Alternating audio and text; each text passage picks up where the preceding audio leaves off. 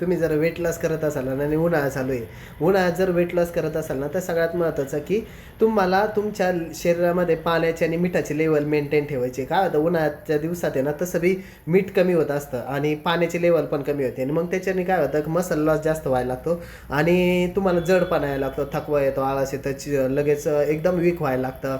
तर हातपाय न उचलणं किंवा स्किन फुगणं म्हणजे काय होतं आपण स्वेलिंग येते बॉडीवर. तर हे सगळे प्रकार व्हायला लागतात. तर हे का होतात?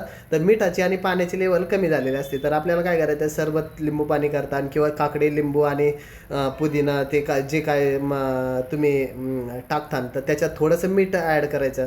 तर ज्यावेळेस आपण थोडं मिठाचं पाणी दिवसभरात थोडं एकदा तरी पित राहाल ना, तर वेट लॉस पण चांगला व्हायला लागतो, फॅट लॉस होतो आणि एक्स्ट्रा नाही घ्यायचं म्हणजे थोडंसं घ्यायचं आणि ते सेंधा मीठ किंवा काळा मीठ असेल तर अतिउत्तम. बाकीच्या मिठांपेक्षा काळा मीठ किंवा सेंधा मीठ हे आणि पॅकिंग फूड वापरू नका.